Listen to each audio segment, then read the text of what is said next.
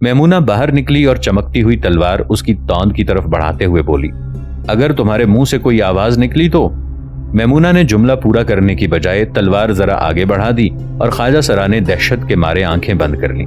تھوڑی دیر بعد سعد، حسن اور میمونہ کے نوکر ان تینوں کو زیاد کے قریب لٹا کر رسیوں سے جکڑ رہے تھے، اور میمونہ ان کے قریب کھڑی اپنے ماضی کے اس دن کا تصور کر رہی تھی جب قرطبہ میں سعد ان کی مدد کے لیے پہنچا تھا۔ قرطبہ میں اس کے بچپن اور اشبیلیہ میں اس کی جوانی کے درمیان برسوں اور مہینوں کا خلا پر ہو چکا تھا۔ وہ محسوس کر رہی تھی کہ سعد اس کے ساتھ تھا، اس کی دنیا ہمیشہ مکمل تھی۔ حسن نے کہا، اب صرف کوچوان باقی ہے، میں اسے لے آتا ہوں۔ سعد نے کہا، اسے نیچے کسی کمرے میں بند کر دو، اب ہمیں وقت ضائع نہیں کرنا چاہیے۔ حسن ایک نوکر کو ساتھ لے کر نیچے اتر گیا۔ سعد نے باقی نوکروں سے کہا، ہم بہت دور جا رہے ہیں، تم میں سے جو ہمارے ساتھ جانا چاہتے ہیں وہ فوراً استبل سے اپنے لیے گھوڑے تیار کر لیں۔ بوڑھے نوکر نے جواب دیا، ہم میں سے کوئی بھی اس شہر کا باشندہ نہیں، ہم سب آپ کے ساتھ جائیں گے اور استبل سے زیادہ گھوڑے لے جانے کی ضرورت نہیں، سپاہیوں کے گھوڑے نیچے کھڑے ہیں، سائس بگھی پر ہوگا۔ بہت اچھا، صرف حسن کے گھوڑے پر زین ڈال دو۔ یہ کہنے کے بعد سعد خادمہ کی طرف متوجہ ہوا اور وہ آگے بڑھ کر بولی، میرا کوئی گھر نہیں، میں میمونہ کے ساتھ جاؤں گی۔ سعد نے میمونہ سے کہا، تم فوراً اپنا ضروری سامان لے لو، لیکن جلدی، میں کب کی تیار ہو چکی ہوں۔ یہ کہہ کر میمونہ ایک نوکر کو دوسرے کمرے میں لے گئی اور ایک چھوٹا سا صندوق اس کے حوالے کر دیا۔ سعد نے رسیوں میں جکڑے ہوئے سپاہیوں کو گھسیٹ کر علیحدہ علیحدہ کمروں میں ڈال دیا اور دروازے بند کر دیے۔ خواجہ سرا کو چھت کی طرف جانے والے زینے میں بند کر دیا۔ اتنی دیر میں حسن نے واپس آ کر اطلاع دی کہ وہ کوچوان کو نیچے بند کر آیا ہے۔ حسن، تم میمونہ اور خادمہ کو بگھی میں بٹھا دو اور نوکروں سے کہو کہ وہ گھوڑوں پر سوار ہو جائیں، میں ابھی آتا ہوں۔ یہ کہہ کر سعد کونے کے کمرے میں داخل ہوا۔ کمرے میں شمع جل رہی تھی۔ زیاد فرش پر منہ کے بل پڑا ہوا تھا۔ سعد نے اسے پیٹھ کے بل لٹاتے ہوئے کہا، زیاد، میں جا رہا ہوں، تمہارے آقا کل تک تمہیں تلاش کر لیں گے، ان سے کہہ دینا کہ میرا پیچھا کرنے کی ضرورت نہیں، میں پھر آؤں گا اور میرے ہم رکاب وہ طوفان اور زلزلے ہوں گے جو اشبیلیہ کے حکمران خاندان کی بنیادیں ہلا دیں گے۔ میں تمہیں بچپن سے جانتا ہوں اور مجھے تم سے ہر برائی کی توقع ہے، لیکن یاد رکھو، اگر ادریس کا بال بیکا ہوا تو معتمد کا کوئی قلعہ تمہارے لیے محفوظ نہیں ہوگا۔ کم از کم اپنی جان کی طرف سے تمہیں شہزادہ رشید کو کوئی ذلیل مشورہ نہیں دینا چاہیے۔ زیاد کے ہاتھ پاؤں بری طرح رسیوں میں جکڑے ہوئے تھے اور منہ میں ٹھسے ہوئے کپڑے کی وجہ سے اس کی زبان بند تھی۔ اس کی پھٹی پھٹی آنکھیں زبان حال سے یہ کہہ رہی تھیں کہ میں نہیں جانتا، اس دن شاہی محل کے دروازے پر تمہارے ساتھ میری پہلی ملاقات نہیں تھی۔ اس نے اس سے پہلے بھی کہا تھا کہ تمہیں کہیں دیکھا ہے، لیکن کہاں، کب؟ اس کے دماغ پر ماضی کے دھندلے نقوش ان سوالات کا جواب دینے سے قاصر تھے۔ سعد نے شمع بجھائی اور باہر نکل کر دروازہ بند کر دیا۔ تھوڑی دیر بعد بگھی وہاں سے روانہ ہو گئی۔ میمونہ، اس کی خادمہ اور سعد اندر بیٹھے ہوئے تھے۔ حسن اور دو نوکر بگھی کے پیچھے گھوڑوں پر سوار تھے۔ ادریس کا سائس بگھی چلا رہا تھا اور خطرات کے باوجود شاہی استبل کے 4 سفید اور برق رفتار گھوڑوں کو ہانکنے میں ایک فرحت محسوس کر رہا تھا۔ وہ کسی مزاحمت کا سامنا کیے بغیر اشبیلیہ سے باہر نکل آئے۔ کوچوان تاریکی کے باعث بگھی کو قدر احتیاط کے ساتھ چلا رہا تھا۔ اشبیلیہ سے 8 کوس دور ایک ندی کے پل کے پاس انہیں ایک سوار ملا۔ اس نے چلا چلا کر بگھی کو روکنے کی کوشش کی، لیکن جب کوچوان نے بگھی کو نہ روکا تو اس نے جلدی سے گھوڑا ایک طرف ہٹا لیا۔ بگھی آگے نکل گئی تو پیچھے آنے والے سوار اس کے ساتھ شامل ہو گیا۔ حسن نے اپنا گھوڑا اس کے قریب لاتے ہوئے سوال کیا، تم کون ہو؟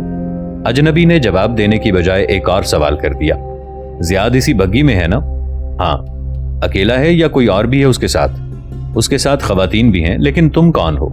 مجھے شہزادہ رشید نے بھیجا ہے۔ وہ کہاں ہیں؟ بس اب تم ان کے پاس پہنچنے ہی والے ہو۔ وہ یہاں سے کوئی 2 کوس کے فاصلے پر آپ لوگوں کا انتظار کر رہے ہیں۔ اگلے موڑ سے تمہیں ان کے پڑاؤ کی روشنی دکھائی دے گی۔ تھوڑی دور جا کر کوچوان نے بگھی کو دائیں ہاتھ موڑ کر ایک اور سڑک پر ڈال دیا تو وہ چلایا، ٹھہرو، بگھی کو روکو، یہ سڑک اس طرف نہیں جاتی۔ جب اس کی چیخ پکار بیکار ثابت ہوئی تو اس نے اپنے گھوڑے کو ایڑ لگا کر بگھی کے آگے کر دیا۔ حسن نے اپنا گھوڑا بگھی کے ساتھ ملا کر کوچوان سے کہا، بگھی روکو۔ کوچوان نے گھوڑوں کو روکا تو اجنبی نے دروازے کے قریب آ کر کہا، دیکھیے کوچوان آپ کا دوسری سڑک پر اس کو لے جا رہا ہے۔ साद ने दरवाजे का पर्दा हटाते हुए कहा, ये कोचवान नया है, तुम घोड़े से उतरकर इसके साथ बैठ जाओ और अपना घोड़ा सिपाहियों के हवाले कर दो। अजनबी को साद की आवाज कुछ गैर मानूस सी महसूस हुई और उसने सवाल किया, आप कौन हैं? इतनी देर में हसन और उसके साथी अजनबी के गिर्द घेरा डाल चुके थे। हसन ने अपनी तलवार से उसकी रान पर हल्का सा कचोका लगाया और कहा, उतरो। अजनबी को तलवार के अलावा हसन के 2 और साथियों के नेज़े भी अपनी तरफ बढ़ते हुए दिखाई दिए। इसके साथ ही साद ने बग्घी से कूदकर उसके घोड़े की बाग पकड़ ली। अजनबी मजबूरन घोड़े से उतर पड़ा। साद ने उसका इमामा उतारकर उसके हाथ पांव जकड़ दिए और उसे बग्घी के साथ धकेलते हुए कहा, मैमूना, तुम इसका ख्याल रखो, मैं घोड़े पर आता हूं। हसन ने कहा, भाईजान, हमें अपनी तवक्को से बहुत ज्यादा वक्त मिल जाएगा। रशीद सुबह से पहले दूसरा एलची नहीं भेजेगा और उन्होंने बहुत ज्यादा अक्ल से काम लिया तो भी गालिबन दोपहर से पहले वो इदरीस के मकान की तलाशी नहीं लेंगे। सिर्फ एक खतरा है कि ज़ियाद के नौकर या कोतवाली के सिपाही उसकी तलाश में वहां ना पहुंच जाएं। मुझे ये खतरा नहीं, वो सब जानते होंगे कि ज़ियाद कुर्तबा जा रहा है। जब वो दरवाजे पर बग्घी नहीं देखेंगे तो दूर से ही समझकर वापस लौट जाएंगे कि ज़ियाद रवाना हो चुका है। ज़ियाद की तलाश हर सूरत में दोपहर से पहले शुरू नहीं होगी। अलस सबा वो एक गैर आबाद इलाके से गुजर रहे थे। कोचवान ने बग्घी को रोकते हुए कहा, मेरे ख्याल में कैदी को यहाँ उतार देना चाहिए। नाजरीन, आगे बढ़ने से पहले कमेंट सेक्शन में हमें अपनी आरा से जरूर आगाह कीजिएगा कि आपको हमारी ये सीरीज कैसी लग रही है। आइंदा आने वाली इक़्तिसाद से बाखबर रहने के लिए हमारे चैनल को सब्सक्राइब कर लें और साथ मौजूद बेल आइकॉन को जरूर क्लिक कर लें। शुक्रिया। साद ने सवाल किया, यहाँ से करीब तरीन बस्ती कितनी दूर होगी? 3 मील के दायरे में यहाँ कोई बड़ी बस्ती नहीं है। कहीं कहीं चरवाहों और किसानों के इक्का दुक्का घर हैं और वो लोग हमारे लिए किसी खतरे का बायस नहीं हो सकते। करीब तरीन पुलिस की चौकी यहाँ से कोई 8 कोस दूर होगी। साद ने कैदी को बग्घी से उतारकर पहले एक दरख्त के साथ बांधने का इरादा किया, लेकिन बाद में उसे ये ख्याल आया और उसने कहा, इंसानियत मुझे मजबूर करती है कि मैं तुम्हें बिला वजह तकलीफ ना दूं। मैं तुम्हें आज़ाद करता हूँ। तुम्हारे लिए यह बेहतर होगा कि तुम सीधे अशबेलिया जाओ। वहां इदरीस के मकान में तुम्हारे शहर का कोतवाल बंद है। अगर तुम दूसरों से पहले उसकी मदद के लिए पहुंच जाओ तो कम से कम उसे ममनून कर सकोगे। शायद अपने घोड़े के एवज तुम्हें इसके अस्तबल से एक घोड़ा भी हासिल हो जाए। अगर शहजादा रशीद मिले तो उससे कहना कि वो रोजे हिसाब का इंतजार करे। साद ने कैदी के हाथ पांव खोल दिए और बग्घी दोबारा रवाना हो गई। कोई 2 कोस सफर करने के बाद जब वो एक घाटी पर से गुजर रहे थे, साद ने अपना घोड़ा बढ़ाकर कोचवान को इशारा किया और उसने बग्घी रोक ली। साद ने कहा, घोड़े बहुत थक गए हैं। मेरे ख्याल में सुबह के वक्त वैसे भी सरकारी बग्घी पर सफर करना ठीक नहीं। अगले शहर से गुजरते हुए हमें लोगों की तवज्जो से बचना चाहिए। हसन ने कहा, यह भी हो सकता है कि रशीद ज्यादा देर अपने एलची की वापसी का इंतजार करने की बजाय खुद अशबेलिया चला गया हो और वो इस वक्त तक हमारे ताकुब में रवाना हो चुका हो। घोड़ों को ताज़ा दम करने में हमें वक्त मिलेगा। क्यों ना घोड़ों को खोलकर बग्घी को यहाँ छोड़ दें और सड़क की बजाय कोई दूसरा रास्ता इख्तियार करें। मैं यही सोच रहा था। कोचवान ने कहा, यहाँ से थोड़ी दूर आगे एक पगडंडी हमारे गांव की तरफ जाती है। अगर हम वहां पहुंच जाएं तो हमें कोई खतरा नहीं होगा। हमारा सफर तवील जरूर हो जाएगा, लेकिन इसका एक फायदा यह होगा कि हम वहां से चंद मील चलने के बाद उस सड़क पर पहुंच जाएंगे जो अस्तजा से लौशा की तरफ जाती है। उससे आगे हमें कोई खतरा नहीं। साद ने कहा, अगर मुझे मालूम होता कि तुम इन रास्तों से वाकिफ हो तो मैं इस कदर परेशान ना होता। मेरे ख्याल में बग्घी को ठिकाने लगाने के लिए यह जगह मौजू है। थोड़ी देर में वो घोड़ों को खोलने के बाद बग्घी को सड़क से नीचे एक गहरे खड्ड की तरफ धकेल चुके थे। बूढ़े नौकर ने मैमूना का मुख्तसर सामान संदूक से निकाला और उसे गठड़ी में बांधकर अपने आगे रख लिया। हसन और दूसरे नौकर ने अपने घोड़े मैमूना और उसकी खादिमा को दे दिया और खुद बग्घी के घोड़ों की नंगी पीठ पर सवार हो गए। कोचवान भी बग्घी के एक घोड़े पर सवार हो गया।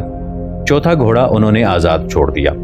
सड़क छोड़कर पगडंडी पर कुछ देर चलने के बाद वो किसानों की एक छोटी सी बस्ती में पहुंचे।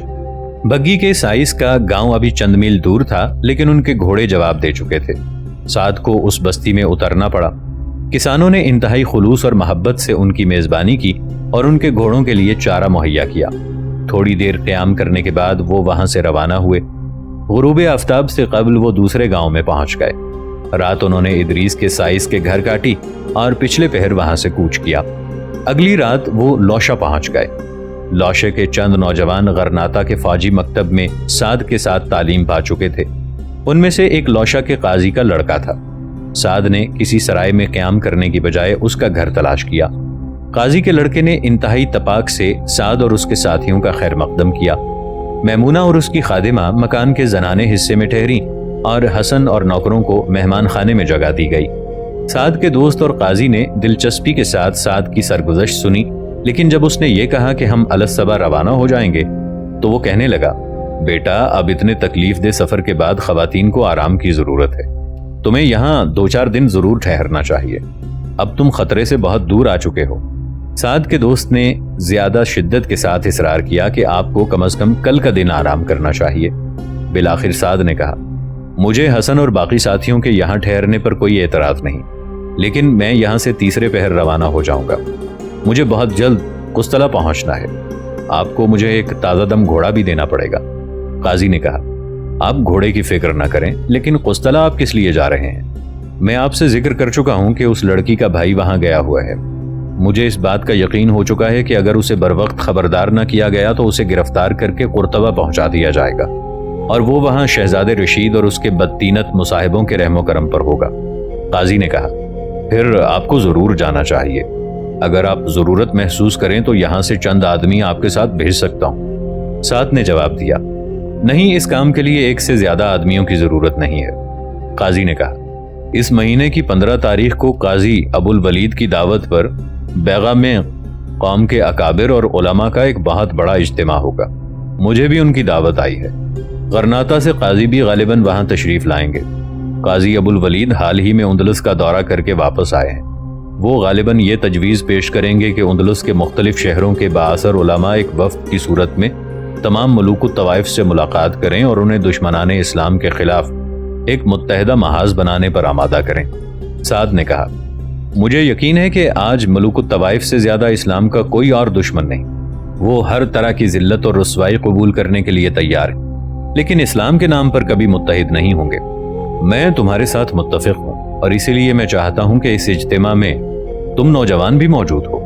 سعد نے کہا، میں 15 تاریخ تک بیغا پہنچنے کی کوشش کروں گا۔ مکان کے دوسرے حصے میں میمونہ عشاء کی نماز پڑھنے اور کھانا کھانے کے بعد گھر کی خواتین کے ساتھ باتیں کرتے کرتے سو گئی۔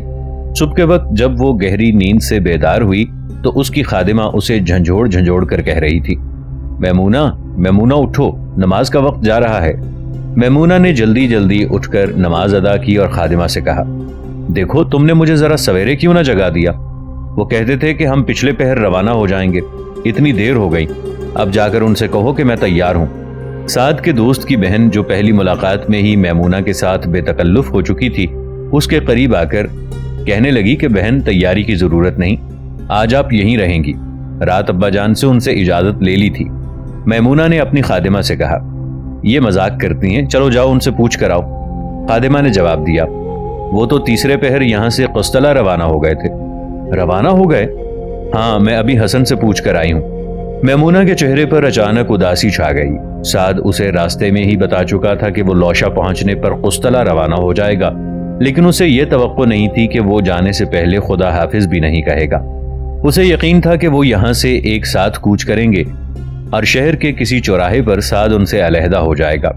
قسطلہ میں سعد کی مہم خطرات سے خالی نہ تھی، اور میمونہ راستے میں جب یہ سوچا کرتی تھی کہ وہ کس حوصلے سے اسے رخصت کرے گی تو اسے اکثر یہ محسوس ہوتا تھا کہ الفاظ اس کے دل کی گہرائیوں سے ہوتے ہوئے احساسات کی ترجمانی کے لیے کافی نہیں، اور اب جب کہ وہ اسے خدا حافظ کہے بغیر رخصت ہو چکا تھا، سینکڑوں الفاظ اس کے ذہن میں آ رہے تھے۔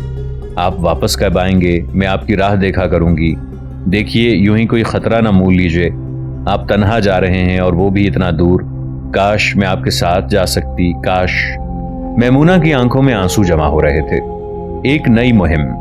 سعد کی ماں ظہر کی نماز کے بعد ہاتھ اٹھا کر دعا مانگ رہی تھی کہ اسے صحن میں کسی کے قدموں کی آہٹ سنائی تھی۔ اس نے دعا ختم کر کے دروازے کی طرف دیکھا تو سامنے حسن کھڑا تھا۔ ماں کا مرجھایا ہوا چہرہ مسرت سے چمک اٹھا۔ وہ اٹھی، حسن نے آگے بڑھ کر سلام کیا۔ سعد کہاں ہے؟ ماں نے پوچھا۔ امی جان، وہ ہمیں لوشا پہنچا کر قسطلہ چلے گئے ہیں، چند دنوں تک واپس آ جائیں گے۔ ادریس کی ہمشیرہ میرے ساتھ آئی ہیں، وہ صحن میں کھڑی ہیں۔ کون؟ میمونہ؟ حسن کی ماں یہ کہہ کر باہر نکل آئی۔ صحن میں میمونہ اور اس کی خادمہ کھڑی تھیں۔ اس نے آگے بڑھ کر میمونہ کو گلے لگایا اور اس کا ہاتھ پکڑ کر اندر لے آئی۔ حسن نے استبل میں گھوڑے بندھوائے اور نوکروں کو ڈیوڑھی کے ساتھ والے کمرے میں بٹھا دیا۔ اتنی دیر میں احمد اور الماس، جو پاس ہی مسجد میں نماز پڑھنے کے لیے گئے ہوئے تھے، آ گئے۔ الماس نے حسن کو دیکھتے ہی بلند آواز میں کہا، حسن، خدا کی قسم آج تم لوگ نہ آتے تو دنیا کی کوئی طاقت مجھے اشپیلیا جانے سے روک نہ سکتی۔ احمد سے پوچھو، میں نے آج صبح قسم کھائی تھی کہ اگر سورج غروب ہونے سے قبل تمہاری کوئی اطلاع نہ ملی تو میں روانہ ہو جاؤں گا۔ حسن نے کہا، چچا، یہ بھائی جان کے حکم کی خلاف ورزی ہوتی۔ اچھا بھائی، شکر ہے تم آ گئے۔ سعد کہاں ہے؟ وہ ادریس کو لانے کے لیے قسطلہ چلے گئے ہیں۔ سچ کہو؟ ہاں چچا، وہ ہمیں لوشا پہنچانے کے بعد وہاں روانہ ہو گئے تھے۔ تو میں بھی جاؤں گا۔ آپ کو جانے کی ضرورت نہیں، وہ انشاءاللہ 8-10 دنوں تک واپس آ جائیں گے۔ اچھا، مجھے تمام واقعات بتاؤ، سعد کو کوئی خطرہ تو نہیں؟ نہیں چچا، آپ فکر نہ کریں۔ یہ کہہ کر حسن نے قرطبہ سے احمد کی روانگی کے بعد کے تمام واقعات مختصراً بیان کر دیے۔ مکان کے ایک کمرے میں سعد کی والدہ میمونہ کی زبان سے یہی واقعات سن رہی تھیں۔ سعد کی ماں کے ساتھ پہلی ملاقات میں ہی میمونہ یہ محسوس کر رہی تھی کہ وہ اس گھر میں اجنبی نہیں۔ شام کے وقت سعد کی خالہ آئی اور میمونہ کو دیکھ کر بہت خوش ہوئی۔ اگلے دن وہ پھر آئی اور سارا دن میمونہ کے پاس بیٹھی رہی۔ اس کے بعد اس کا معمول تھا کہ وہ دن میں کم از کم ایک بار میمونہ کو دیکھنے کے لیے ضرور آتی تھی۔ ایک دن وہ میمونہ کے لیے نئے کپڑوں کے 4 جوڑے لے آئی۔ میمونہ نے کہا، خالہ جان، آپ نے خامخواہ تکلیف کی، میرے پاس پہلے ہی کئی فالتو جوڑے ہیں۔ کل امی جان نے بھی 2 جوڑے منگوا دیے تھے۔ بیٹی، یہ حسن کے خالو نے بھیجے ہیں، وہ تمہیں اپنی بیٹی بنا چکے ہیں۔ ان کی یہ خواہش تھی کہ تم ہمارے گھر آ کر رہو، لیکن یہ بھی تو آپ ہی کا گھر ہے۔ یہ کہتے ہوئے میمونہ نے ایک لاجوردی رنگ کا ریشمی جوڑا نکالا اور کچھ دیر بے حس و حرکت بیٹھی اس کی طرف دیکھتی رہی۔ حسن کی خالہ نے کہا، بیٹی، یہ رنگ میں نے پسند کیا تھا۔ میمونہ کی آنکھوں میں آنسو آ گئے اور اس نے کہا، میری اماں کو یہ رنگ بہت پسند تھا، وہ ہمیشہ مجھے یہ رنگ پہننے پر مجبور کیا کرتی تھی۔ حسن کی خالہ نے کہا، بیٹی، مجھے بھی اپنی ماں سمجھو۔ رات کے وقت میمونہ اپنے بستر پر لیٹی حسن کی ماں کے ساتھ باتیں کر رہی تھی۔ حسن کی ماں نے کہا، میمونہ، میری آپا جان کے کوئی اولاد نہیں، وہ مصر ہیں کہ تم ان کے ہاں رہو۔ میمونہ نے کہا، امی جان، اگر آپ اجازت دیں تو میں ان کی خدمت کرنا اپنے لیے باعث سعادت سمجھوں گی۔ اگر تم ان کی دلجوئی کر سکو تو مجھے بڑی خوشی ہوگی۔ اگلی صبح میمونہ حسن کی والدہ اور اپنی خادمہ کے ساتھ اس کی خالہ کے گھر میں داخل ہوئی تو اس کی خوشی کی کوئی انتہا نہ رہی۔ تھوڑی دیر میں وہ آس پاس کے گھروں کی خواتین کو بلا کر یہ کہہ رہی تھی کہ اللہ تعالیٰ نے ہمیں عمر بھر کی دعاؤں کے بدلے ایک جوان بیٹی عطا کی ہے۔ اس کے بعد میمونہ رات کے وقت حسن کی خالہ کے گھر رہتی اور دن کے وقت کبھی کبھی حسن کی ماں کے پاس چلی جاتی۔ ادریس کے نوکروں نے 3 دن سعد کے گھر قیام کرنے کے بعد اپنے گھر جانے کی اجازت مانگی۔ احمد نے انہیں ایک ایک گھوڑا اور میمونہ نے اپنی ذاتی پونجی میں سے 50-50 دینار دے کر رخصت کیا۔